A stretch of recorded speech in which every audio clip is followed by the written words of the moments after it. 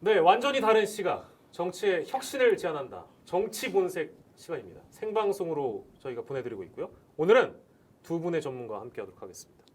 저희는 항상 모실 때마다 최고의 전문가들을 모시고 있습니다.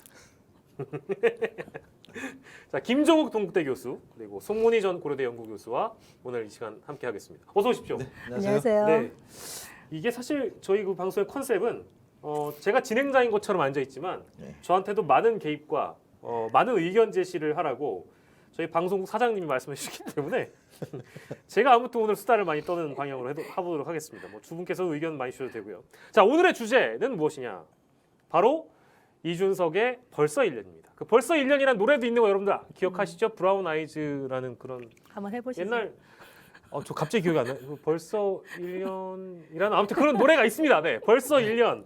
이준석의 벌써 1년. 이게 벌써 1년이 됐어요. 1년이 돼서 이준석 대표에 대한 평가와 더불어서 진짜 이 선거를 이준석 때문에, 이준석 덕분에 이겼는가 아니면 오히려 깎아먹었는가. 더 크게 이길 수 있었는데 이게 이준석 때문에 그 잘못됐다라고 이제 평가하는 그 국민의힘에 있는 윤핵관 여러분들 계시잖아요. 아무튼 뭐 그런 내용을 좀 다뤄보려고 합니다. 이건 제가 가져온 첫 번째 주제이기 때문에 나머지 주제는 이 옆에 계신 두 분이 다 소개해 주실 거예요. 자, 토크 1번. 30대 대표의 리더십과 지난 1년 연전연승의 국민의힘. 이거 어떻게 생각하세요? 송문희 교수께 먼저 드릴까요? 어떻게 생각하십니까? 아까 벌써 1년 얘기하셨는데 만약에 남녀 사이 연애하는 사이라 그러면 1년이면 사실 헤어질 때가 됐다. 아, 이렇게 얘기를 했던데 아직은 이준석 대표와 헤어질 때는 아닌 것 같습니다. 당대표 권한이 아직 남아 있고요. 네. 지금 헤어질 준비를 하는 그룹들이 있는 것 같아요. 국힘 내부에서 단단하게 마음을 먹고 있긴 한 것 같은데 뭐 거의 뭐 각 잡고 있는 거죠. 뭐. 한쪽에서는 헤어질 마음이 전혀 없는 것 같아요. 네, 그래서 네, 네. 지난 이번 대선에서 아니면은 지선까지 왔을 때 이준석 대표의 공이 어느 만큼인가 정확하게 계량을 할 수는 없습니다만 적어도 국힘으로 향하는 많은 시선을 끌어갔다는 점에서 승리를 견인한 부분에서의 승장으로서의 어떤 대우를 해줘야 되지 않겠나 이런 생각은 듭니다. 네, 저는 완전 다른 의견인데 연전연승까지는 좋은데요. 뭐 결과는 그런 거니까 결과는 인정을 해야 되는데 이준석 대표 때문에 사실상 저는 좀 깎아먹었다고 생각해요. 이번 같은 경우에도 이준석 대표의 어떤 이대남 확보라든지 뭐 이런 부분들은 큰 의미가 없었다. 대선 때보다 오히려 지방선거에서 뭐 이게 큰 위력을 발휘하지 않았다고 저는 평가를 하는데 대부분 언론에서는 이준석 덕분에 지방선거에서도 좋은 결과를 얻었다라고 얘기를 하는 건 전 불만입니다. 뭐 제가 볼 때는 국민의힘은 이준석 당대표에게 감사해야 되죠. 그래요? 실제로는. 그래요? 대신 이준석 당대표는 민주당에게 감사해야 되죠. 아, 그런 의미로. 그러니까 네. 이제 적어도 이준석 당대표가 음, 출연할 수 있는 배경을 누가 만들어줬는가? 제가 볼 때는 뭐 국민의힘 내부에 큰 문제도 있었겠습니다만 네, 탄핵 네, 네. 이후에 질의멸멸했었고 어떤 미래 지도자도 안 보였었고 예. 길이 안 보였었는데 어떤 형태로든지 민주당이 실수하면서 소위 서울, 부산 시장 보궐선거에서 압승을 하게 되면서 예. 그 압승의 여파 속에서 가능성이 있구나. 우리도 하면 되겠구나라고 하는 여파가 어떤 흐름이 있었는데 그 흐름 속에서 갑자기 누가 툭 튀어 올라온 거죠. 이준석이라는 사람이 있었네. 30대 이준석 당대표를 만약에 당대표를 만들어주게 되면 젊은 흐름, 혁신 가능한 정당 뭔가 좀 가능성이 있겠는데?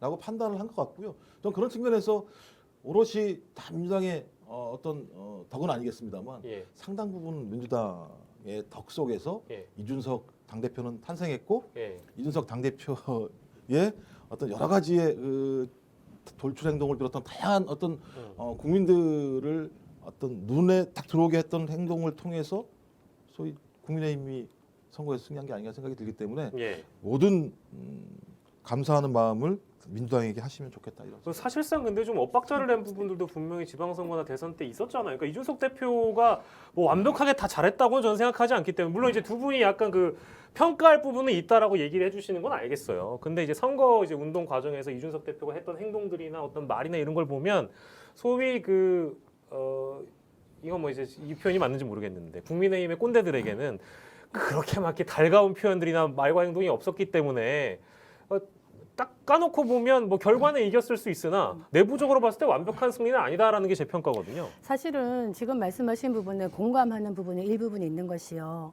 이번 선거에서 대선에서는 사실 시대 정신이 뭐였냐. 야권에서는 정권 심판하자 이렇게 얘기했어요. 지금 야권이죠. 당시 더불어민주당에서는 새로 출범한 지 얼마 되지도 않은 윤석열 정부를 심판하자 이렇게 나왔는 반면에 국힘 쪽에서는 어떻게 나왔냐. 이번 대선에서 우리가 이겨야 진정한 정권 교체가 완성되는 것이다. 예. 이런 식으로 얘기하면서 제대로 일할 수 있게 국정 안정에 힘을 길어달라 이렇게 얘기를 했는데 국민이 결국 표를 들어준 거죠. 그런데 문제는 0.73%포인트를 차라는 게 당시에 어떤 큰 구도나 바람이 정권 교체란 말이에요. 그리고 이준석 대표 당시에 이렇게 얘기했어요. 우리가 한 10% 정도 이길 수 있어. 만약에 그러니까. 그 말 그쵸, 믿고 그쵸. 투표장 안 나가려고 했던 사람 많았다는 거예요. 우리 그렇죠, 어차피 그렇죠. 이길 건데 뚜껑 열어보니까 0.73%다.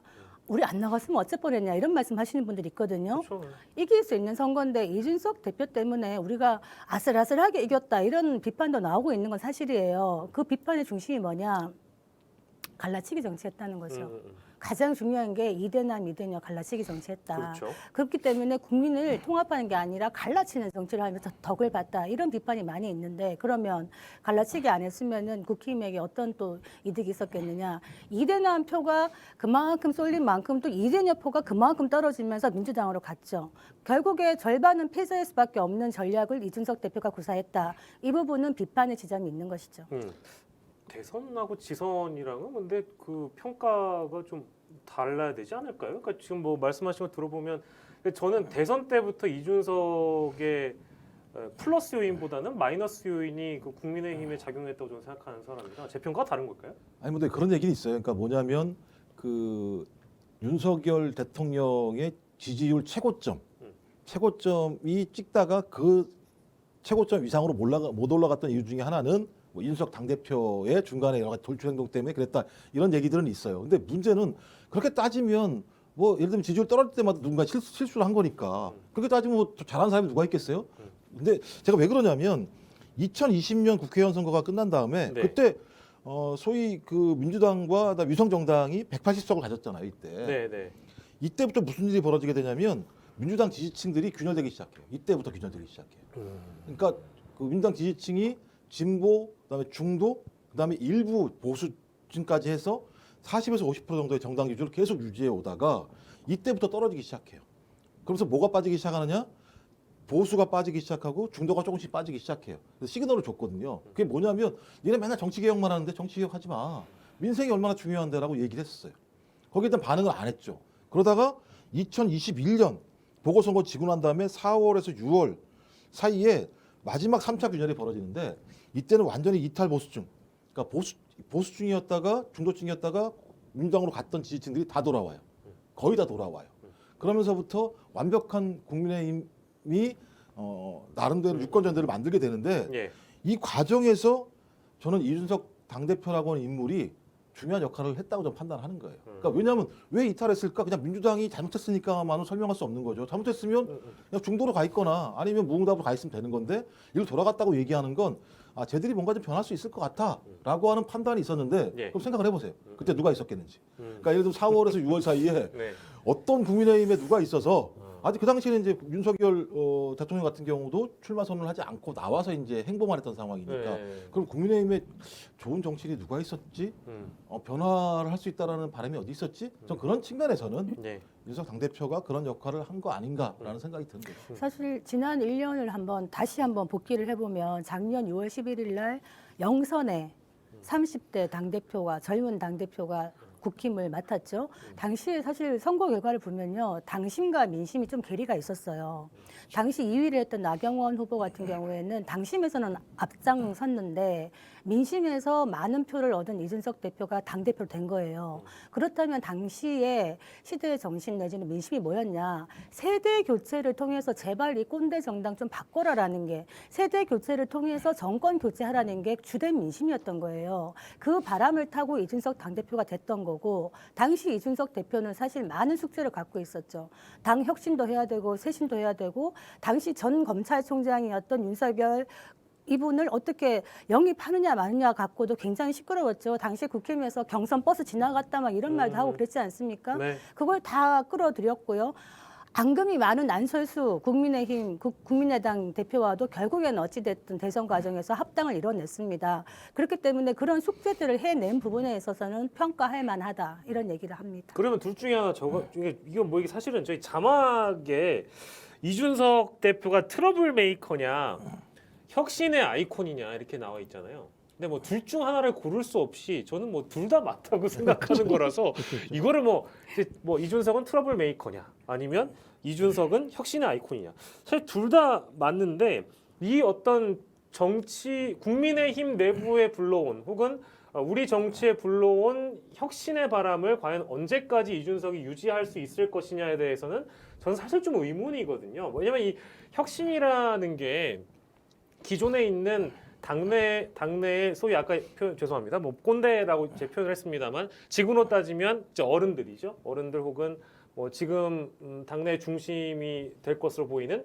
윤핵관과 싸우는 그림 자체가 누군가한테 보기엔 혁신으로 보일 수 있거든요. 근데 그 자체가 과연 우리가 국민들이 바라는 정당 혁신이냐, 정치 혁신이냐, 저는 그건 모르겠거든요. 그건 어떻게 봐야 되는 거예요? 그러면? 제가 볼 때 정치 혁신이라고 하는 것이 어떤 화두일까? 근데 이제 문제는 이준석 당대표가 최재형 의원에게 혁신위원장을 맡기면서 최재형 위원장이 처음 들고 나온 문제가 공천 제도였단 말이에요. 근데 제가 볼 때 이건 되게 문제가 많은 거죠. 정당 혁신이 공천만 있습니까? 정당이라고 하는 것이 다양한 예를 들면 제도도 있고 문화도 있고 또 지금까지 잘못돼 왔던 관행들도 바꾸는 작업들인데 왜 갑자기 최재형 혁신위원장이 공천을 제기했을까? 그럼 본인 생각일까? 제 생각엔 그럼 당연히 이준석 당대표랑 얘기를 했을 건데. 당연하겠죠. 예. 예, 그렇죠. 그러면 공천은 뭘 얘기하냐? 기준을 만들겠다는 거잖아요. 줄 세우겠다는 거예요. 좋은 네, 표현으로 얘기하면 기준과 원칙을 세워서 누가 보더라도 객관적이고 공정한 공천을 하겠다는 거지만 예. 룰을 만들지 않는 사람 입장에서는 룰을 만드는 사람에게 다 의심을 하죠. 저게 어떤 의도가 있는 거지? 근데 제가 볼 때 왜 저것부터 치고 나왔을까? 제가 볼 때 전쟁을 선포하는 거죠. 이미 그때부터 이준석 당대표가 뭐 아무리 30대라고 모르겠습니까? 정치를 10년 넘게 했는데 공천 딱 얘기하면 알겠죠. 아 이제 우리랑 싸우자는 거지라고 알겠죠. 그러니까 정진석 국회 부의장이 야, 너 30대인데 벌써 선거 이기자마자 나한테 싸우자고 그러는 거 우리한테? 정치 잘 몰라? 왜 이러는 거지? 한번 해보자는 거야? 라는 싸움이 붙었던 거죠. 따지고 보면. 네네네. 전 그래서 이미 이준석 당대표는 6월 24일이 또 중요한 지점이기도 징계위죠, 하죠. 징계위. 그래서 이미 다 예감했던 것 같아요. 그러니까 내부에 이준석 당대표를 어떤 형태로든지 정리해야 한다는 흐름이 분명히 있다. 그 흐름의 기준은 이미 윤리 회부되는 순간 시작된 거죠. 뭐 어느 정당이 선거에서 이기고 있는 당대표를 윤리에다가 회부를 시키겠습니까? 말도 안 되는 유리 일이죠. 없는 일이죠. 네, 그러면 그 얘기는 너는 이제 너의 할 몫을 다 했어. 이제 조용히 물러나 주세요라고 얘기를 하는 건데 이준석 당대표는 절대 못 물러나. 자, 한번 해봅시다. 자, 나는 이제 혁신을 들고 나왔으니까 당신들이 한번 얘기해봐. 그랬다가 정진석 국회부장이 쓸데없이 잘못 얘기하는 바람에 지금 뭐 아무튼 뭐 둘이 맨날 싸우죠. 네. 예, 이제 그래서 소입답했잖아요. 이제 네, 나 네. 너랑 이제 얘기 안 할래. 힘들어 죽겠네 이렇게 국회부장 말씀하셨고. 예. 근데 세긴 세더라고요 이준석. 근데 어떻게 대표가. 될지는 모르겠고 저희 어차피 징계위 얘기가 나와서 이따 두 번째 주제 송문희 교수가 소개해 주시긴 해야 되는데 저희가 시작하면서 뭐 저는 조금 뭐 이준석 당대표에 대해서 마이너스가 될 만한 요인이 많은 이제 그 정치인이다라는 표현을 했지만 전 그건 동의하지 않아요. 그 민주당에서 그 이준석 대표 별명을 좀 나쁘게 부르잖아요. 그 들어보셨어요? 세 글자인데 세 글자. 인터넷은 맨날 이렇게 떠도는 용어잖아요. 특히 뭐 예를 들면 민주당의 강성 지지층이 이준석 대표를 비하하는 단어인데 별명이 마삼중이에요. 마삼중 모르십니까?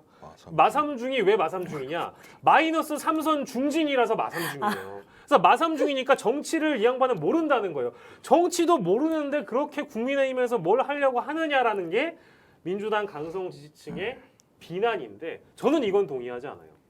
왜냐하면 마이너스 3선 중진인데 이런 결과를 냈다?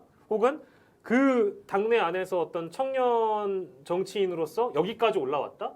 그거는 평가받을 만한 부분이라는 게 사실 제 의견이기도 합니다. 근데 마삼중은 전 좀 아니라고 생각해서 지금 미리 언급하는 거예요. 그 마삼중 들어본 것 같네요. 그러고 보니까 마이너스 삼선 삼선 중진 이거 굉장히 참 비아냥거리는 비아냥이죠. 조롱이죠, 말이죠. 조롱. 사실 조롱. 뭐 영선이라는 거에 포인트가 있는 건데 그럼 지금 다선하고 있는 국회의원들 정치 잘하셨습니까? 그러니까요. 저는 그렇게 말하는 것 자체가 그리고요 노원병이 3번 나갔다가 떨어진 게 그때 물론 당적은 달랐습니다. 이준석 지금 당 대표요. 그렇죠. 그렇습니다만 노원병이 국힘으로서는 험지예요. 네. 사실 그런 부분 다선 의원들 보면 꽃길 많이 가고 싶어 하시잖아요. 그래서 이런 비아냥은 옳지 않다 생각하고요.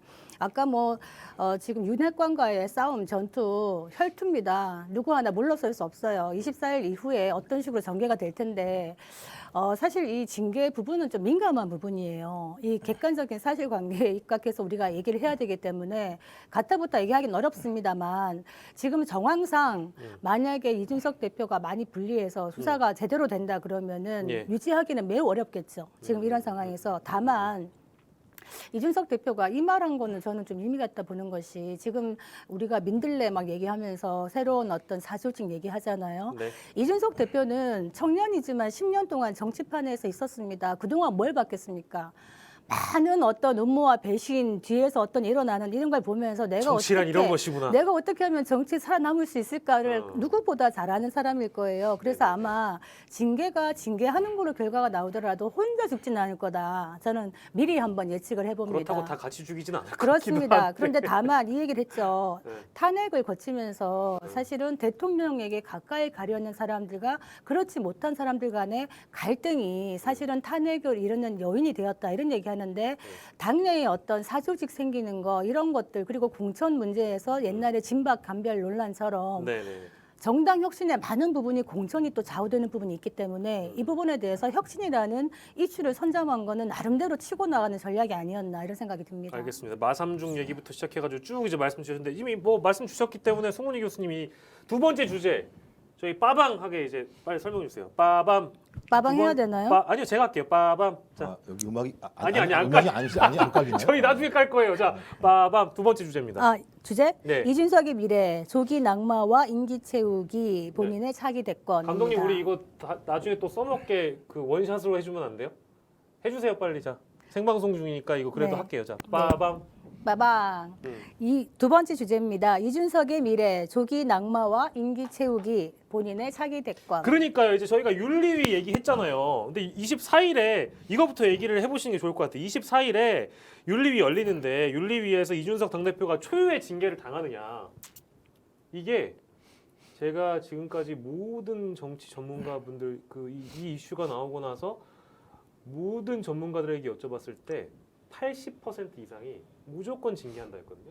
네. 두 분 다 동의하시는 겁니까? 예, 저 동의합니다. 그래요? 근데 징계도 수위라는 게 있잖아요. 경고. 경고? 네. 경고만으로도 그러면 이게 이준석 앞길에 뭐 어떤 뭐 걸림돌이 될 만한 수준이에요? 근데 그게? 경고만으로도 사실은 당 대표잖아요. 당 대표가 성상납 의혹에 증거 인멸 의혹이다. 이렇게 나는 되면은 부인하는데 사실이 아닌데. 경고를 맞는다는 거는 문제가 있기 때문에 경고가 날아가겠죠. 그때 두 가- 그렇게 말아낼 것이다. 아니요, 두 윤리위에서. 가지가 있죠. 네. 지금은 성상납 의혹 문제는 아니고요. 증거인멸에 대한 문제예요. 이거 가지고 지금 하는 거예요. 네. 근데 이제 누가 했느냐? 비서실장이 전화 통화하고 이랬다는 거 아니겠어요? 근데 그게 이제 가세연에서 나왔던 그러지 예. 여러 가지 보도를 아니, 토대로. 예, 그러니까요. 어. 이게 남아 있는 거고 성상납 의혹을 수사하고 있는 거니까 수사가 나면 또 문제가 돼요. 만약에 뭐 근거가 있다면 그렇겠죠. 예. 그러면 이걸로 건드려 놓으면 두 가지 효과가 있겠죠. 타협을 해서 살아남으면 이준석 당대표가 네. 말을 잘 듣겠죠. 그러면 살아남지 못하면 그만두는 거니까 뭐 정리가 되는 거고 제가 볼 땐 꽃놀이 펴죠 뭐 이 상황에서. 근데 이걸 누가 기획했을까 이런 고민인 거예요. 그러니까 윤리위에다가 왜 회부했을까? 이양수 의원인가요? 여기? 예. 이양수 위원장이 예. 좀 답을 하실 필요가 있죠. 예. 뭐 상식적인 답만 하시겠습니다만 네. 아니 이런 내용이 있으니 사실관계를 확인할 수밖에 없는 거 아니야? 라고 말씀하실 수 있겠으나 초유의 당대표를 윤리위에 회부했다라고 하는 것에 대해서 그냥 사실이 있으니까 회부했다라고 말씀하시면 이해가 안 되죠. 당연하죠. 예. 그럼 그 내부에 뭔가가 있겠죠. 그렇죠. 그러면 경고가 나와도 그만둬야 한다고 얘기를 하는 상황이면 일종의 어느 세력들이 이준석 당대표를 낙마시키려고 의도적으로 개입한 거겠죠. 누굴까요? 그건 근데 이제 좀 말씀 들어보니까 낙마라는 게 있잖아요. 그 실제 이렇게 경고를 먹고 조기 낙마라는 게 그 현실적으로 좀 가능한 일인지 잘 모르겠거든요. 경고를 그러니까 다른 것도 아니고 성상납과 관련된 증거인멸 교사 문제로 윤리위원회에서 경고를 받았는데 낙마한다? 나는 아무런 문제가 없다. 나는 당대표직을 유지하겠다라고 얘기하게 되면 네. 그게 사람들이 이해할 수 있을까요? 아니 아니라고 우기면 되잖아요. 근데 이게 증거가 안 나오면 어떡할 거예요? 아니 윤리위에서는 이미 경고를 내린 거잖아요. 뭐가 있으니까 행위가 아, 그 있으니까. 당의 결정이고 뭔가 형사적으로 끝나지가 않았다 이렇게 나오면 어떡할 그러니까 거예요? 이제 이준석 대표는 수사가 완결될 때까지는 음. 나는 끝까지 버티겠다라고 음. 갈 수는 있는 거죠. 아까 말씀하셨듯이 수사가 지금 아직까지 나온 게 아니지 않습니까? 다만 그렇죠. 네. 그런 의심, 합리적인 의심, 뭐 이런 정황 이런 것 때문에 경고, 당 대표로서 품위를 손상했다 이렇게 나가면 그러니까 제 얘기는 버틴다는 얘기죠. 그러니까. 그렇죠. 그럴 계속 수 버티면 언제까지 버틸 수 있느냐도 문제인 거지. 그럼 조국 전 장관입니까? 아니 끝까지 버티면 되는 거예요? 아니죠. 그 이게 제가 뭐 이게 동의를 선상에서 비교될지 모르겠지만 그 버틴다는 측면은 윤석열 대통령이랑 비슷해 보일 수도 있어요. 사실은 그렇게 따지면 윤석열 대통령하고 비슷하다고요? 비슷해 보일 수 있다는 얘기죠. 어떤 측면? 버틴다는 거는 예를 들면 윤석열 대통령도 물론 이제 전 정권에서 대통령이 임명한 검찰총장이 법무부 장관의 징계 여부를 두고 버텼지만 그 버티는 그림에서 자기가 학습한 게 있지 않겠습니까? 내가 어떻게든 이 상황을 버텨내면 나에게 기회가 올 것이다라는 걸 좀 학습했잖아요. 아까 버티면이라고 말씀하시는데 그렇죠. 버텨서 어디까지요? 1년 채우는 거예요, 임기요? 그거는 제가 짧으니까 빨리 가르쳐 주세요. 저는 그림을 그려봤는데 지금 가르쳐 주세요. 윤핵관이 지금 분화가 일어나고 있잖아요. 새롭게 이제 대선 이기고 나서 그 형제 브라더라고 얘기하는 권성동, 장제원 두 분이 지금 따그닥 거리고 있는 이유가 우리 왜 보면은 부잣집이에요. 의가 좋은 사람들이 별로 없어요. 나눠 먹을 게 많은 분들은요 권력과 부합해 가면 사이가 틀어지게 돼 있어요. 그리고 네네네. 서열 1위를 누가 하느냐 지금 이거 갖고 윤핵관이 서로 싸우고 있는데 제 생각에는 이준석 대표가 이런 거를 좀 활용하지 않을까 이런 생각이 잠깐 드는 것이 지금 권성동 대표 원내대표 같은 경우에 처음에 이준석의 혁신위원회에 대해서 뭐 지금 혁신위를 꾸리느냐 이렇게 쓴소리했다가 지금 쓸모없는 들어갔거든요. 들어가고 만약에 이준석 당대표가 조기 낙마를 하고 조기 전당대회 이루어지고 막 이런 식으로 되면 권성동 원내대표가 나 차기 당대표 하고 싶은데 이게 지금 내년 4월에 원내대표 끝난단 말이에요. 네네. 뭔가 이게 스케줄이 틀어져요. 그렇기 때문에 이 부분에서 약간의 합종 연행이 좀 연대가 있지 않을까라는 혼자 이렇게 추리 소설 한번 써봤습니다. 예, 근데 오늘자로 저희가 이제 생방송을 하고 있으니까 사실은 제일 화제가 된 건 어제 인터뷰했던 거잖아요. 나 남은 1년 자기 정치하겠다고 이미 공식적으로 선언을 해버렸잖아요. 네. 그러니까 이거는 사실 징계위를 앞두고 분명히 포석을 깐 게 맞다. 나는 1년 동안은 버틸 거다라고 지금 기한을 정해두고 인터뷰를 했단 말이죠. 그리고 이게 저는 90분 뭐 어떤 언론들은 뭐 격정 토론 막 이런 식으로 격정 토론가 아니라 뭐라고 제목을 달았더라. 아무튼 뭐 아주 확신에 찬 목소리로 얘기를 했는데 그러니까 즉 자신이 뭐 윤리위를 넘어서 지금의 상황은 이제 내가 지금까지 선거 결과도 다 이게 만들었고 내가 앞으로 1년은 나를 위해서 나라를 위해 정치하는 것은 곧 나라를 위해 정치하는 거다. 이런 식으로 인터뷰를 해버리니까 이건 결과적으로 그냥 전면전이라는 얘기거든요. 그러니까 자기 정치를 안 했나요 지금까지? 그건 이해가 안 되는데. 제대로. 아니 근데 그것도 좀 평가가 다를 수 있죠. 아니, 제대로 안 했다는 얘기죠. 아니 2번이나 가출했을 정도면 자기 정치 한 거죠 세상에. 아니 그럼 어느 정치인이 중간에 자기 마음에 안 든다고 대선 후보랑 상관없이 2번 가출하고 내려가서 칩고하고 장제원 의원 사무실 가서 떡하니 사진 찍고 그게 자기 정치죠. 어떤 정치를 얘기하는 거죠? 자기 정치라고 얘기하는 게 할 거 다 해놓고 솔직히 저 이거 정면 돌파하려고 그러는 거예요. 이 상황을. 네. 제가 볼 때 그러니까 자기 정치 내용이 뭐예요? 이준석이 얘기한 자기 정치의 내용이 뭐예요? 다음에 또 나오는 거? 당대표 선거에? 인터뷰를 봤을 때는 뭔가 이제 국가를 위한 어젠다 막 이런 얘기하는 거 보니까 저는 보니까 이분이 대선에 관심 있는 것 같아요. 또 갈라치려고요? 저는 대선 관심 저는 있다의 분명히 한편입니다. 이분이 대선에 관심 있다고 생각합니다. 이미 대선 가도를 달려가고 있다. 뭐 저는 이렇게 평가를 하는데 본인일 수도 있고 아니면 대선 킹메이커로서 같이 한번 하겠다 이런 것도 포석을 깔고 있는 것 같아요. 제가 볼 때는. 근데 정권 초기에 이제 당 대표가 이러는 게 맞나라는 생각도 저는 듭니다. 그러니까 그게 자기 정치지 자기 정치가 아닌 게 어디 있어요? 그러니까 내부에서 무슨 얘기가 나왔냐면요. 그 국민의힘 내부에서 무슨 얘기가 나왔냐면 대선과 지방선거를 이겼으니 새롭게 시작할 필요가 있다. 그러니 이준석 당대표가 이 부분과 관련해서 아주 건강한 방식으로 정리하고 새로 시작했으면 좋겠다. 이런 얘기들이 있었어요. 실제적으로는. 예. 근데 그 얘기를 이준석 당대표는 다르게 들었겠죠. 넌 나가. 할 일을 다 했어. 이제는 우리가 윤석열 대통령을 중심으로 새로운 당의 문화를 만들고 그러니까 윤석열 대통령 같은 경우도 국민의힘이나 정당을 좋아하지 않을 것 같아요. 본인이 대통령에 당선이 됐지만 아우 저 당 들어와 보니까 네. 당대표 가출하지 말도 많지 아우, 막 이상 옛날 정당 같이 이런 게 느낌이 많았을 거예요. 그래서 네, 네. 김한길 저기 전 대표 같은 경우 통해서 국민통합위원회 같은 거 만들어서 그때 말이 많았잖아요. 네네네. 그게 국민의힘을 이외에 어떤 합종 연행을 통한 새로운 정당을 만들려고 하는 거 아니냐. 제가 볼 때는 그 생각의 뇌리에는 윤석열 대통령의 생각이 분명히 있겠죠. 그럼 당을 바꿔야 되는 거잖아요. 힘 있게 실제적으로. 그렇죠. 근데 그걸 못했던 거죠. 그 논란이 많아가지고 소위 정계 개편하려고 하는 거냐 논란이 많아가지고 좀 그렇다면 그런 생각이 유연히 남아있지 않겠어요? 그 국민의힘 내부에 그다음에 윤핵관과 윤석열 대통령 주변 사람들 같은 경우에 전 그리고 또 윤석열 대통령 주변 사람들이 들어가려면 이 당에 판을 열어야 되잖아요. 예, 예. 뭐 검사들 얼마나 지금 나중에 검사 들어가신 분들 다시 검찰로 돌아오시지 않을 거잖아요. 그렇죠. 이제 뭐 거의 또 나갈 겁니다. 정치하실 거잖아요. 네, 정치하실 겁니다. 그러면 그거 안 그거 그랬으면 다 수용하나요? 좋겠는데. 그거 다 네. 수용하겠어요? 그러면 판을 다 열어야 되는데 저는 이 다목적 포석이 분명히 있다. 근데 거기에 최대 걸림돌이 누구냐? 이준석 당대표. 예, 그렇죠. 이게 이제 머리가 아픈 거죠. 근데 임기는 남아 있고. 그렇죠.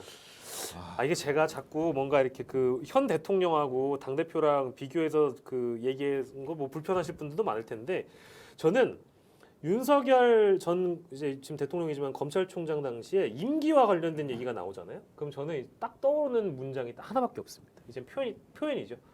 국민과의 약속. 국민과의 약속이다. 안 지켰잖아요. 아니 그러니까 이제 본인이 안 지키려고 했던 게 아니라 우리 정권에서 괴롭힌다 뭐 이렇게 얘기했던 거 아니에요. 그 당시에는. 근데 제 얘기는 분명히 임기를 못 채우게 하는 당내 내부의 뭐 쓴소리에 분명히 저는 국민과의 약속이라는 표현을 당 대표가 할 것 같아요. 그래서 버티기에 들어간 그 배경에는 실제로 그런 역사를 통해 학습했다는 설명을 거듭 드리고 싶고 요거 하나만 저희가 짚고 넘어갔으면 좋겠습니다. 그럼 임기를 채울 수 있다? 임기를 채울 수 있다 없다? 뭐 버틴다는 게 1년이라고 어쨌든 만약 잡아놨다고 한다면 그러니까 그거는 뭐 본인의 마음이고요. 전망을 해주신다면 전망을 해주세요. 지금 채울 수 있을까요? 저는 타협하면 세울 수 있을 거다. 타협하면 세울 수 있다. 타협할 것 같습니다. 이준석 당대표가 네. 타협을 하면. 윤핵관들과 타협을 하면 뭐 윤핵관이든 뭐 어떤 정책 누군가와? 타협이 있겠죠. 타협을 하는 타협을 그 하려면- 결과물이 뭐예요? 그럼 타협을 하는 조건이 있을 거 아닙니까? 1년만 잘하는 거죠 그냥. 큰 잡음 안 일으키고. 조용히 있겠다. 조용히 있는 건 아닙니다만 예, 예를 들면 자기 정치하겠다 이런 식으로 예를 들면 정진석 국회부의장이랑 막 싸우고 귀찮은 간다 네네 이런 거 안 한다. 이런 거 전혀 관리 잘하는 거죠. 음. 실제로 임기 초기에 당 대표가 불거지게 되면 누가 피해를 보느냐? 대통령이 피해를 봐요. 실제적으로는. 대통령이 초기 1년 초기 동안 할 수 있는 일이라는 게 가장 중요하고 그때 할 수 있는 거고 예, 예. 국민들의 지지가 그때 제가 가장 많은 건데 그때 갑자기 당 대표가 선거 이기자마자 혁신 들고 나가고 이래 버리면 대통령도 좀 난감하죠. 뭐 하자는 거지? 이런 생각이 분명히 드는 거. 그러면 관리형으로 갈 수밖에 없어요. 초기 당 대표는 관리 잘 하고 예. 그 다음은 싸움이 붙겠죠. 그냥 공천 문제가 다음 내년 저기 때는 공천 예. 문제가 걸려 있으니까 네. 아마 그때는 싸움이 붙을지 모르겠는데 초기에 이렇게 해버리게 되면 제가 볼 때는 윤석열 대통령과 윤핵관들 같은 경우는 일본과 관련된 리스크가 상당하다고 판단할 수 있죠. 저는 리스크 크다고 봐요. 네. 지금 상황에서 만약에 어떤 이유를 잡아서 이준석 당대표를 내쳐지는 이런 결과를 가져온다 그러면 그 후과를 누가 받느냐? 국힘이 받아요. 지금 선거에서 이기고 나니까 저런 식으로 젊은 정치인을 그냥 몰아내네. 다시 그 중진들 뭐 그런 사람들 돌아가네. 그러면 공천 별로 기대할 게 없는 거 아니야? 앞으로 당 혁신 없는 거 아니야? 이런 식으로 생각이 돌아갈 수 있고 20대의 사람들이 국힘을 바라보는 그 눈이 다시 한번 바뀌어질 수가 있다. 아까 제가 갈라치기의 문제점은 얘기했습니다만 그래서 지금 어찌됐든 어거지로 몰아내는 듯한 이런 모양새로 갔을 때는 국힘이 굉장히 갈등 관리가 힘들어질 수가 있다. 그래서 적정한 선에서 아마 타협이 이루어지지 않을까 저는 좀 그런 생각을 해봅니다. 근데 제가 궁금한 게 뭐냐면 이 윤리위예요. 무슨 내용을 갖고 있지? 이게 제일 궁금해요, 실제적으로. 만약에 이 내용 자체가 실제적으로 어떤 실물이 있다고 얘기한다면, 증거가 있다고 얘기한다면 제가 볼 때는 심각할 수 있죠. 이 문제와 관련해서. 근데 증거를 가질 수 있는 가능성이 얼마나 되겠습니까? 알 수 없는데 회부를 했잖아요. 그렇죠. 그냥 회부한 거예요? 일부러 그냥 아무것도 안 가지고 있는데 나중에 다 그럼 윤리 이양수 의원 엄청나게 욕을 제가 먹을 볼 텐데. 때는 아니 그때 근데 뭐 누군가의 뭐 증언이라든지 뭐 예를 들면 뭐 모르겠어요. 뭐 또 영상 뭐 이런 것까지는 저희가 얘기할 필요는 사실 없는데 그런 결정적인 게 아닌 이상은 회부를 했겠느냐라는 의심은 저도 들어요. 근데 하지만 그게 결정적으로 엄청나게 큰 타격을 입힐 결정에 큰 영향을 줄 만한 내용의 어떤 증거이자 확신이 들 만한 내용일까? 이거는 전 좀 의문이거든요. 저는 사실 그거는 퀘스천 마크예요. 정말 윤리위에서 결정적인 증거를 딱 물증을 갖고 있으면서 뭉개고 있었느냐는 알 수는 없어요. 그런데 이런 효과는 있었던 것 같아요. 지난 대선 기간 동안에 일단 윤리위 회부했잖아요. 윤리위원장은 이준석 사람이라고 얘기를 하죠. 그런데 어찌됐든 대선 기간 동안에 그걸 붙잡고 그냥 뭉개고 있었죠. 대선 끝나고 나니까 제대로 뭐 절차를 밟겠다 이렇게 얘기하는 건데 심리적인 압박감이 갔을 것 같아요. 이준석 대표에게 좀 그만 나대. 대선 기간 동안에 조금 자중자애해줘라는 어떤 그런 시그널은 충분히 보냈다 이런 생각이 들어요. 제 생각에도 옷걸이 하나 걸어놨을 거라 생각이 들어요. 옷걸이? 그러니까, 왜냐면 옷걸이 걸어놓으면 앞으로 많이 못 가잖아요. 어디 가다 딱 걸리니까 제가 볼 때는 네, 이렇게 되는 거죠. 뭐 경고 정도로 해서 옷을 계속 걸어놓는 거죠. 더 나가지 못하게 그 정도 타협을 하지 않을까 생각이 들긴 하는데 모르겠어요. 6월 24일 봐야 되겠습니다만 어떤 형태든지 본인이 그런 어떤 경고를 받게 되면 네. 자유롭지는 않은 거죠. 도덕성에서 실제적으로. 어떤 데, 뭐 다른 데가 뭐 민주당이 의혹을 제기한 게 아니라 네. 자당 내부에서 자당이 윤리에 회부해서 윤리에서 경고까지 했다고 얘기하면 어떤 형태든지 뭐 경고 받을 만한 일을 했다는 거잖아요. 그럼 걸려 있겠죠. 도덕성과 관련해서. 그럼 제가 볼 때 행보와 관련 조심스러울 수밖에 없겠죠. 그런 측면에서. 그럴 수 있다. 네. 근데 저희가 뭐 아까 조금 넘겨짚긴 했습니다만 이준석 대표의 어떤 뭐 대선 출마 여부 내지는 대권을 꿈꾸는 젊은 당 대표 뭐 이런 얘기까지 좀 나아가긴 했는데 윤리위 전체 회의라는 것 자체가 경고나 어떤 징계 여부를 떠나서 이준석 당 대표에게는 앞으로 가는 이 대권 가도에 뭐랄까요? 먼저 이 악재를 털어내는 작용을 할 수도 있을 것이다라는 이런 예측들도 좀 있는 것 같더라고요. 혹시 그러니까 그런 건 동의하세요? 그 보기에 시각의 차이가 같아요. 그러니까 윤리위를 해가지고 오히려 면죄부를 줄 수 있다. 그러니까 만약에 경고가 안 나오면 경고 그런 안 면죄부가 나오면 가능할 것 면죄부다. 같기도 한데 다 이렇게 경고라고 하시니까 뭐 이 질문 자체가 좀 너무 넘겨주는 아무것도 거라서 안 나오진 힘들 것 같아요. 지금 아니, 그러니까 분위기상. 이게 뭐냐면 그 다 아시겠습니다만 장성철 교수가 네네네네. 방송에 나와서 자기가 윤리위원들하고 통화를 해봤다. 방송에 나와서 한 얘기예요. 근데 뭔가 할 것 같더라 이렇게 얘기를 해요. 근데 그럼 장성철 교수가 뭐 일부러 예를 들면 전화 통화 안 하고 나서 그러시지 않았을 거 아니에요. 그렇겠죠, 뭐. 통화를 해봤더니 아무래도 느낌이 그렇게 간단한 얘기를 하게 되면 그럼 윤리위원들이 바보도 아니고 아무런 근거도 없는데 경고 때리겠어요?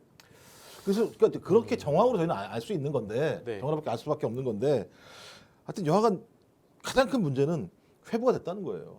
가장 큰 문제는 네. 그것도 당 대표를 제가 볼 때 무슨 뭐 당 뭐 이런 것도 아니고 당 대표를 회부를 했기 때문에 저 회부가 갖는 정치적 함이라고 하는 건 상상을 초월하는 내용이잖아요. 그러니까 대선과 지방선거를 이겼기 때문이지 만약에 졌으면 제가 볼 때는 그냥 끝나는 거 아니에요? 그 정도면.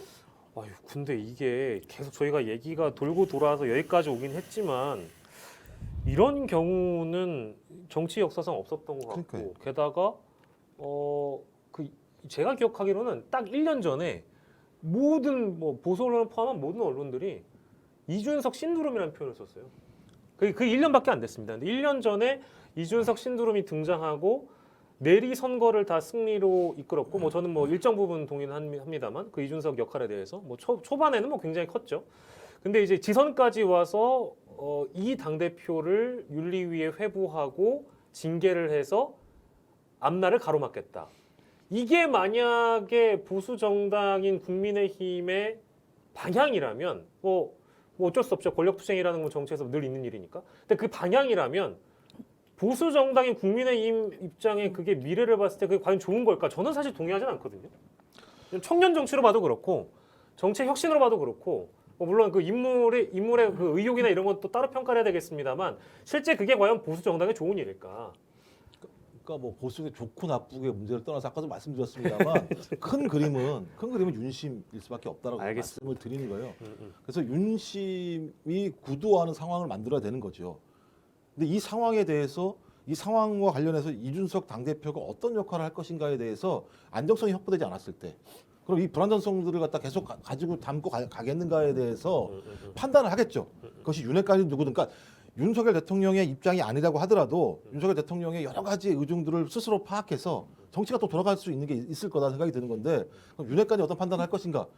제가 볼 때는 하나씩 좀 던져보고 있는 거 아닌가요? 예를 들면 정진석 부시장도 좀 던져보고 네네. 장제원 의원도 던져보고 그랬더니 최근에 윤석열 대통령 눈에 살짝 멀어졌던 권성동 원내대표가 너 왜 그래? 같이 가야지 이런 얘기도 하고 뭐 이런 모양을 보게 되면 상당히 큰 흐름은 분명히 존재하고 있는 것 같다. 근데 그 구도가 어디로 갈지는 알 수 없죠. 정치라는 게 뭐 다양한 방법으로 가는 건데. 근데 그래서 이제 맨날 묻는 게 저희가 어쩔 수 없이 6월 24일 날 뭐가 나올까 이것만 확인하려고 하는 거죠. 결론적으로. 저는 이거 좀 분명하게 얘기해야 될 부분이 윤핵관 지금 자꾸 이렇게 초점이 가는데요. 박근혜 전 대통령의 탄핵의 역사를 다시 한번 복기해 보면 당시에 비선 실세라는 그런 국정농단이 일어났을 때 그 주변에 많은 사람들이 그걸 전혀 몰랐을까요? 그렇지만 그거에 대해서 누구도 아니다라고 얘기하는 사람이 있었다라면 과연 국정농단이 계속되고 탄핵까지 갔겠나 저는 이 생각이 듭니다. 전 정부의 그런 행태에 대해서 아무도 책임지려 하지 않았죠. 사실은 박근혜 대통령은 물론 갔습니다마는 저는 똑같은 차원에서 지금 윤핵관 얘기하고 있는데요. 벌써 어떤 캠프나 어떤 조직이나 뭐 대통령 옆에 물론 항상 자기 계파가 생기고 핵관이 생길 수밖에 없습니다. 그러나 윤핵관이 모든 걸 좌지우지한다는 식으로 가게 된다면은 이거는 국힘의 혁신과는 굉장히 거리가 먼 것이기 때문에 이준석 대표의 그간의 행태에 대해서 저는 많은 또 비판적인 마음에 안 드는 부분도 분명히 있었습니다만 이런 부분에 대해서 윤핵관과 맞서기도 하고 대통령에게 아니라고 얘기할 수 있는 그런 젊은 정치인 좀 남겨놓는 거는 필요하다. 저는 그런 생각합니다. 저는 이제 의견 한동훈 동의해요. 한다고 그러지 않았나요? 네? 한동훈 법무부 장관이 한동훈 법무부 장관이 아니오라고 지금 윤핵관에 대해서 할지는 제가 잘 모르겠습니다. 예, 예. 아 그러면 저희 주제 넘어가기 전에 이거 하나만 이게 뭐 어쨌든 김종욱 교수께서 그 전망을 잘 해주셨는데 저도 뭐 많은 부분 동의하고요. 이준석 대표가 만약에 이렇게 불리한 상황에 놓였다고 우리가 이제 그 어느 정도 의견을 뭐 모았다면 이제 그리고 뭐 어느 정도 1년 정도 타협해 누군가가 타협을 해가지고 뭐 갈 수도 있을 것이다 이런 전망도 두 분이 해주셨단 말이에요. 그러면 꼭 그게 그런 일이 아니라면 이 상황을 뒤집을 만한 이준석만의 반전 카드 같은 게 지금 이 시점에 좀 존재합니까? 이것만 대답해 주세요. 없죠. 없어 보이죠 지금. 세 번째 가출, 나가요 지금? 세 번째 가출. 어디로 나가요 또? 그렇지는 않을 것 같고요. 네. 제가 볼 땐 반전 카드는 없다고 봐요. 그러니까 문제는 뭐냐면 하나는 있겠네요. 하나 어떤 뭐 있습니까? 뭐 있습니까? 독대. 독대? 누구와의 독대? 누구겠습니까? 윤심과의 독대? 대통령과의 독대. 그렇죠. 근데 뭐 저는 언론 투쟁할 것 같아요. 그럼 이제 나가서 국민의힘 언론이 안 되는 거 아니에요? 아니 대표로 있으면서 그 젊은 층과 중도층에게 호소할 것 같아요. 적어도 그러니까 본인을 젊은 정치인으로 이제 어떤 대표 상징으로 만드는 거죠. 그래서 지금 국힘에서 젊은 정치인을 이런 식으로 쓰다 버린다 내지는 소모품으로 쓰고 버리려고 한다라는 식으로 만약에 그런 식으로 계속 여론을 만들어 간다 그러면 저는 일정 부분 먹히는 부분이 있을 수 있다 생각해요. 왜냐하면 지금 민주당에서 박지원 비대위원장 젊은 정치인을 어떻게 보면은 장식품처럼 쓰다가 3개월 만에 버렸다 이런 비판이 있어요. 분명히 있는 마당에 국힘에서 만약에 젊다고 하지만 지금 젊지는 않아요. 10년 이상 정치를 했고요. 지금 40 넘. 네, 이제 네, 40 다 돼 그렇죠. 갑니다. 40 이런 다 당 대표에 대해서 뭐 젊은 정치인 뭐 아까 말했듯이 뭐 톡톡거리고 뭐 지 잘 만나서 산다. 뭐 내가 선배 내가 말했는데 좀 들어라. 이런 식으로 나가는 거에 대해서 많은 젊은이들이 사실 반감이 있거든요. 꼰대같이 얘기하는 부분에 대해서. 근데 제가 놀랍게도 이게 뭐 저의 진행 능력 때문에 그런지는 몰라도 지금 놀랍게 지금 다음 주제로 넘어가기 전에 윤심 얘기가 나와서 그러니까 지금 김종욱 교수님이 딱 그랬잖아요. 이 상황을 타개할 만한 가장 좋은 반전 카드는 윤과의 독대 이 말씀해 주셨잖아요. 근데 그도 윤석열 대통령도 사실 앙금이라는 게 분명히 남아 있을 것이고 뭐 좋은 게 좋은 거라고 넘어가고 뭐 이제 뭐 그 우리 대선할 때 그 그림 많이 봤잖아요. 그래서 막 떠나갔다가 둘이 또 만났다가 막 맥주 먹고 또 화해하고 이게 다 이제 사실 연출이 아닐까 이미지 정치 아닌가 이렇게 저는 평가를 했습니다만 결과가 이렇게 나왔으면 어쨌든 대통령이 됐어요.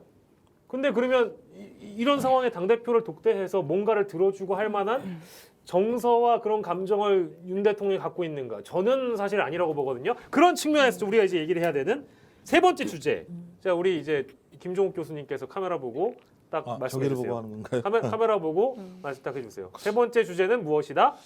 예, 근데 여기 뭐 이렇게 이름만 불러도 됩니까? 괜찮습니다. 네. 이름만 불러주세요. 아니면 뭐 알겠습니다. 예. 자, 세 번째 세 주제는 번째 주제는 윤석열의 선택. 그렇습니다. 윤석열 대통령이 어떤 선택을 하느냐 이 상황도 중요한 거잖아요. 결국에는 이준석 개인을 어떻게 판단하고 있는지 그 윤석열 대통령 개인의 평가와 판단도 중요하겠습니다만 앞으로 이게 좀 이렇게 권력 투쟁을 그 정당 내부에서 하고 있는데 내가 직접적으로 뭔가 간섭하는 그림, 뭐 혹은 개입하는 그림을 보여주면 이제 임기 초반인데 이게 국민들한테 또 어떻게 보여질 것인가? 그 대통령으로서 판단을 해봐야 되는 거 아니겠습니까? 어떻게 할 거라고 보세요? 누가 먼저 말씀하시겠습니까? 윤석열 대통령 스타일 제가 요새 좀 분석하고 있거든요. 그래서 어떤 분석을 해주시겠습니까? 지금 리더들 스타일 좀 분석하고 있는데 네. 윤 대통령 같은 경우에는요 왔다 갔다 하는 사람 싫어하는 것 같아요. 왔다 갔다. 예, 한번 그냥 필이 고치면 끝 가는 스타일이지. 그러니까 상황에 따라서 변하는 사람에 대해서 기본적으로 신뢰가 별로 없는 것 같아요. 그러게 이준석 대표가 집을 너무 많이 나갔는데. 사실 지난 대선 때 이준석 대표가 보여준 행보들이 윤석열 대통령의 스타일에는 맞지 않아요. 당시에는 어쩔 수 없이 윤 대통령이 어제 이제 국힘 관계자분들하고 만나면서 아우 내가 친정이 온 것 같다 막 이렇게 얘기했는데 사실 친정 아니에요. 네. 친정은 이렇게 거기서 태어나고 자라야 친정인데 어떻게 네. 보면은 솔직히 말하면 친척이요. 입양된 거죠. 친척 정도 친척. 그런데 어찌됐든 입양된 자식 잘 키우면 뭐 본 자식보다 훨씬 낳은 자식보다 나을 수도 있어요. 그런데 문제는 윤 대통령의 스타일에 맞지 않아요. 맞지 않고 이준석 대표에 대해서 그렇게 어피니티도 없어요. 지금 상황에서. 그래서 독대를 해봐야 윤 대통령에게서 나올 수 있는 답은 별로 많지 않다.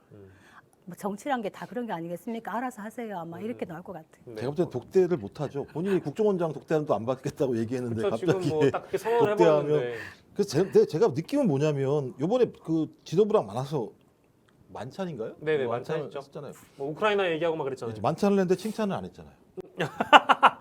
그러네요. 당대표- 만찬했는데 칭찬 안 하셨네. 당대표한테 당신이 지방선거를 잘 이끌어서 이번 선거 승리했고 네.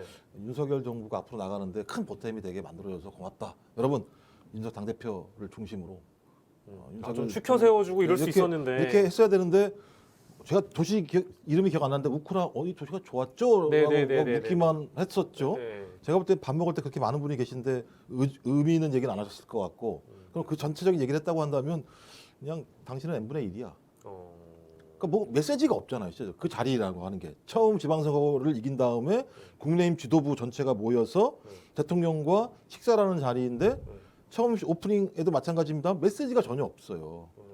그리고 또 6월 24일 날 저기 때문에 그런가요? 그거 윤리 때문에 아무 메시지를 안 보낸다요? 그건 정확히 모르겠습니다만 네, 네, 네. 적어도 선거 승리에 대한 노력 그리고 국민의힘에 대한 자긍심, 지도부의 노고, 그 다음에 윤석열 정부가 가야 될 어떤 철학적 방향과 같이 가자 뭐 이런 정도의 얘기들은 네네네. 초반에 나왔어야 되는데 제가 볼 때는 아무런 나온 내용이 없어요. 이게 시점상 그 우크라이나 갔다 와서 네. 온 다음에 지도부 만찬하고 그러고 나서 취임 1년 기자회견 한 거죠. 만약에 그러면 청와대 갔을 때 그 지금 말씀하신 것처럼 막 의뢰 이제 그 현직 대통령이 집권여당 당대표나 지도부 만나가지고 역시 우리 당대표님 이렇고 저렇고 이제 좀 추켜 세워준 발언을 했으면 뭐 가정이긴 한데 했으면 뭐 이제부터 내 정치 할 거다라든지 어디 한번 이제 싸워보자 뭐 이런 메시지는 안 나왔을 수도 있지 않을까 싶기도 한데 뭐 그건 너무 가정인가요? 비빌 언덕이 없는 거죠. 지금 그럼. 본인이 느끼기에는 그냥 거친 황량에 나 혼자 그냥 살아남아야 된다 이 생각하고 있을 것 같아요. 지금 상황에서. 그렇군요. 근데 본인 스타일이죠. 뭐. 그렇게 정치해 오신 거 아니다. 저는 오히려 이렇게 기성 정치인들이 깔아준 어떤 그런 데 따라서 그 이미지대로 가는 게 아니라 네. 본인의 방식으로 했기 때문에 이준석 대표가 지금까지 올 수 있었지 않겠나. 우리가 박근혜 키즈라고 얘기합니다만 지금 남아있는 사람 누가 있습니까?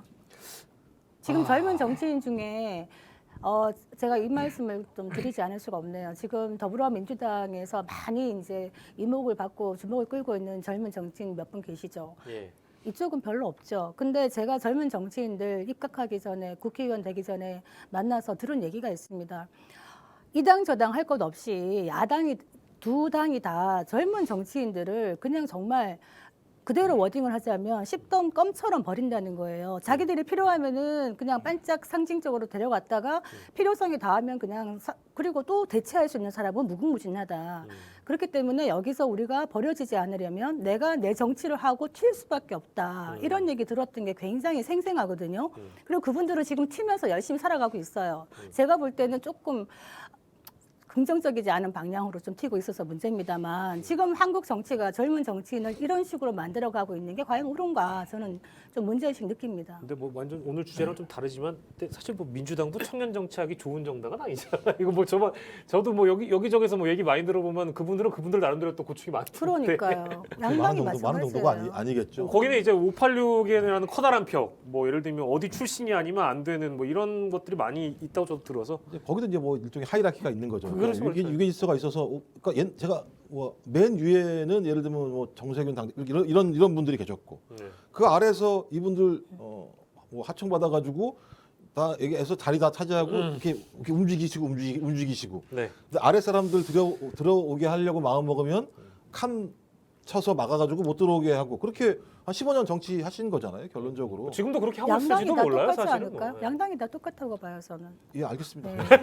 그러니까 뭐 국민의힘도 그렇고 네. 뭐 그런 거니까요. 좀 그런 측면에서 이준석이라는 사람을 만들어준 거 국민이 만들어준 거고 국민의힘 지지층이 만들어준 거죠. 뭐 네. 아까 보니까는 지난 당 대표 선거에서도 보니까는 선거인단 그러니까 선거인단에서는 나경원 후보가 한 3% 정도 앞섰던 것 같은데 국민 여론조사에서는 이준석 당 대표가 30%를 네, 앞섰던 맞아요. 상황이니까 압도적인 거죠. 예, 방법은 국민들이 만들 수밖에 없다. 그러니까 지금 이준석 당대표는 그게 기대라고 생각하는 것 같아요. 국민 여론이 높게 되면 여론전하겠다. 나를 치겠어라고 말씀하실 것 같은데 근데 문제는 이미 한 번 본인이 실수한 적이 있잖아요. 갈라치기 정치 같은 걸 통해서 저 사람의 정치라고 하는 것이 세대를 초월해서 소위 새로운 혁신적인 방식으로 정치를 바꿀 거라고 하는 믿음이 적어도 국민의힘 지지층이든 아니면 중도층에게 있었던 측면이 있는 건데 그가 본인이 해왔던 1년 이후의 정치 과정에서는 갈라치기 하고 20, 30대 남자 여자 싹 갈라치기 해서 요번에 출구조사 보더라도 민주당 그러니까 오히려 더 심해졌잖아요. 네. 여성이 민주당을 더 지지하는 게 60%, 남성이 60%. 그럼 이 이준석 정치라고 하는 것이 자기 정치라고 하는 것이 뭔가 국민 전체에게 어떤 이익을 줄 것인가? 네. 젠더를 갈라치기해서 얻을 수 있는 이익은 누구에게 있는 것인가? 전 그래서 좀 마이너스 정치를 보여주는 게 분명히 있잖아요. 전 그래서 자기 정치라고 하는 게 뭘까를 좀 제기를 해야 되는데 그 얘기는 안 한 것 같더라고요. 자기 정치 하겠다고 저는 얘기했지. 그 갈라치기 정치, 이준석 대표의 갈라치기 정치 굉장히 문제가 많았다고 시간 될 때마다 제가 제의를 했습니다만 더 큰 문제는 이준석 대표의 갈라치기 정치를 다 이용했다는 거예요.